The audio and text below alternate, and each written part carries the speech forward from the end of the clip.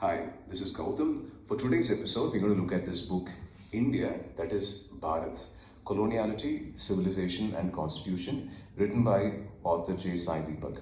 Now, the author says that this is the first book in Bharat Trilogy, and the second book is just out recently.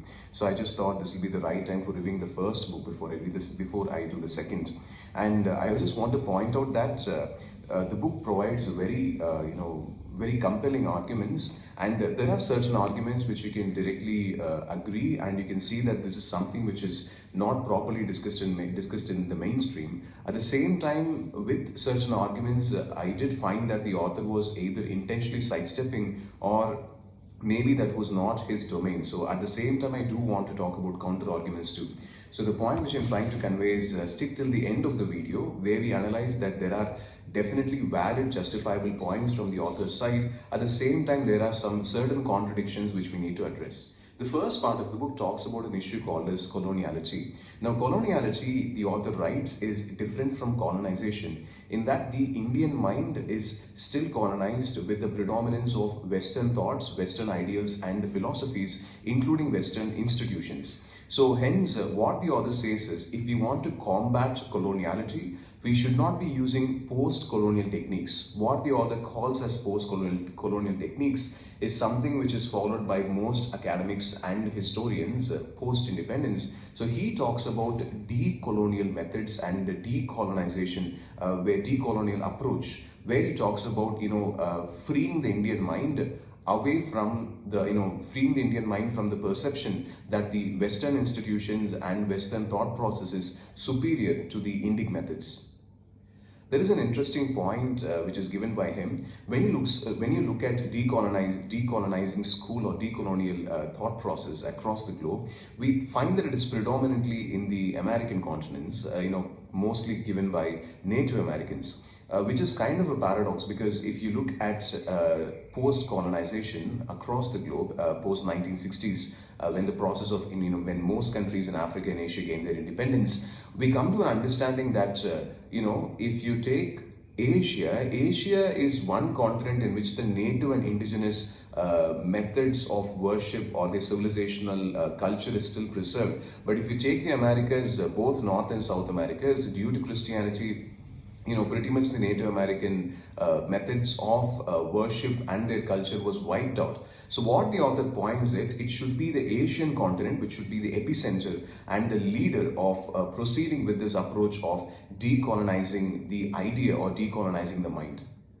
One of the important styles which the author uses is extended quoting. I mean, there are decrees, there are documents, there are speeches which is simply quoted lengthwise, which runs across pages whenever he wants to present these arguments. And one thing which cannot be denied, because he quotes proper sources, is that during the process of colonization, not just the British, the French, Dutch, Portuguese and the Spanish, of course, there was a hidden Christian missionary purpose, that the spread of Christianity was something which was embedded in the approach of colonization, which can never be denied. He quotes, at the same time, he presents examples from the American continent on how the native civilizations of the Americas was slowly destroyed, and then Christianity takes root. Now, at the same time, he talks about the process which happens in the modern world, that apart from Christianity, the process of modernization itself has led to a type of homogenization. To talk about homogenization, the different systems which are introduced from the West. Now, what do we mean by systems here? We are talking about political systems, that you should be having a liberal democracy, that is the right method of government in all parts of the world. We are talking about economic systems, that there should be a proper free market or a liberal type of market-oriented system in all across the world. So this concept of standardization, which we find in modern times, is closely associated with the development of with the dominance of the Western countries across the globe, which cannot be denied. If you look at major institutions right now, you take United Nations or something like International Labour Organization, which he talks about, any convention which is written, all the conventions are compiled based on Western principles. He even goes on to add that the fact that natives are prevented from speaking in their own language. Even I studied in an English medium school. So when you don't speak your native tongue, when you are not very, when you don't become proficient in that, that naturally leads to dissociation with your own civilization and culture, and you begin to appreciate the Westerners more, which cannot be denied completely. And a very you cannot say it is a controversial argument, but you can definitely say a thought-provoking discussion, which comes in around page 86. That is, of course, the very controversial topic of secularism, whether secularism is completely westernized, or we have this debate in India, whether secularism has been Indianized and the model which we follow in India is different. So he says that the author writes that secularism is something which is embedded in Christianity itself. So he quotes from, I just read it for you from page 86. What is to be discerned from this history is that the distinction between the secular and the spiritual was drawn from within. That's what he is italicized, within the Christian framework and not outside of it. The sum and substance of the distinction was elaborated as follows by the hue of Saint Victor in, I don't know, there is a Latin term there. It goes on to say, there are two lives, one earthly, the other heavenly. One corporeal, the other spiritual. By one, the body lives from the soul, and the other, the soul lives from God. Each has its own good by which it is invigorated and nourished so that it can subsist. The earthly life is nourished with earthly goods, the spiritual life with spiritual goods. To the earthly life belong all things that are earthly, to the spiritual life all goods that are spiritual. Among laymen, to whose zeal and forethought the things are necessary for earthly life pertain, the power is earthly.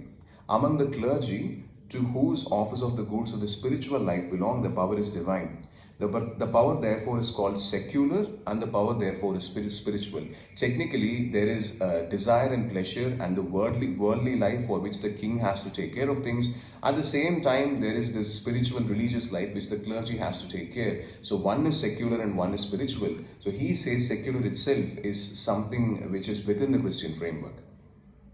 Ending the discussion on coloniality, when he moves towards civilization, author Sai Deepak says that India is kind of a civilization state. Now he argues that even before the Western colonization or the Western institutions came to India, or British created something called as a political unit of India, India itself was unified through several civilization characters. That if you take the spiritual and cultural practices throughout India, there is a lot of similarity.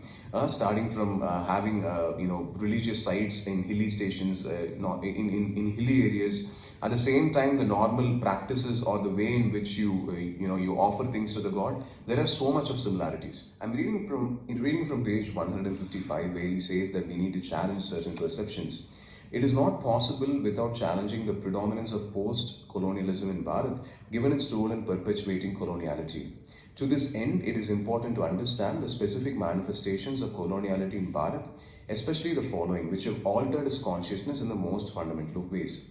1. The impact of Christian European colonizers' conceptions of religion on Indic OET systems and the attendant alienation of nature.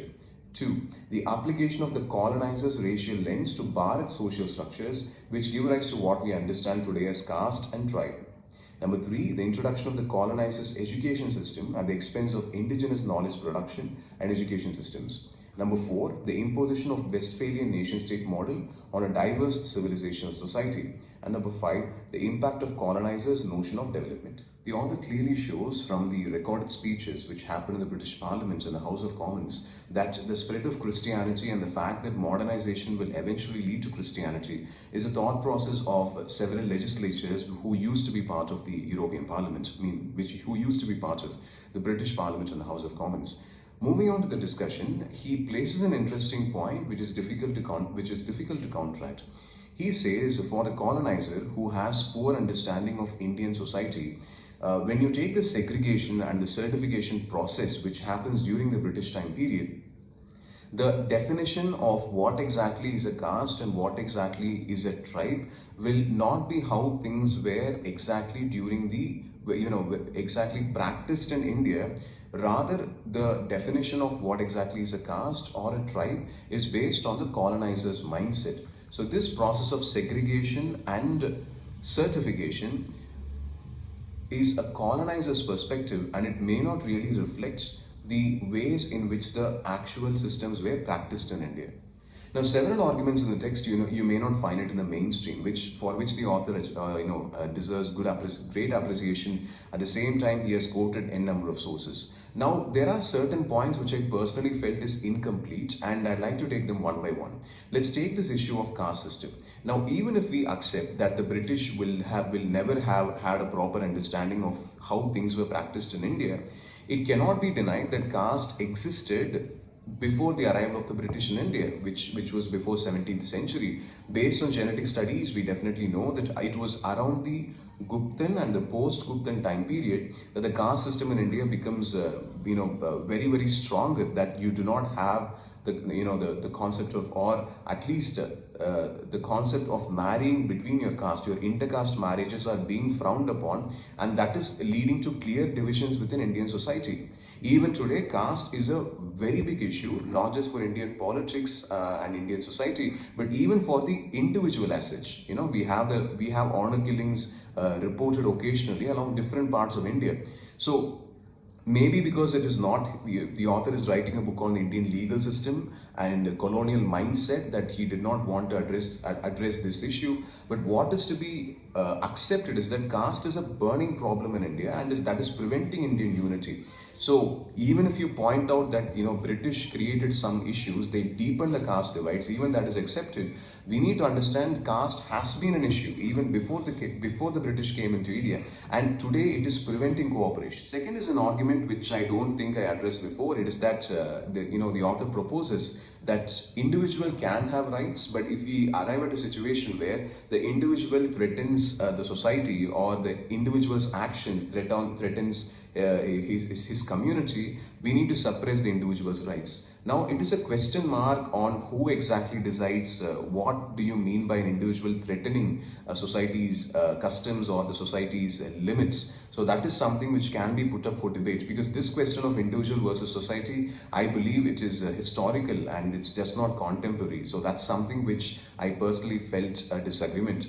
And coming to the third issue of India being a civilization state even before the British came into picture, there is even a picture talking about the Mahabharata time period where different Mahajanapadas are named all over all over India. And yes, it is true that there was a considerable amount of unity in the types of practices and culture throughout India, but the terminology civilization state is vague, and it's pretty difficult to apply it to the modern nation state idea.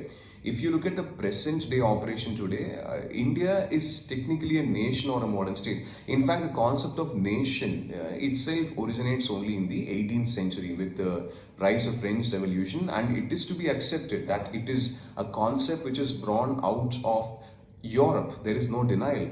But to use the word civilization state and to stress on the fact of unity, I personally felt it was vague in picture. And secondly, this overstress on the concept of Vedas. Now, why should it only be the Vedas?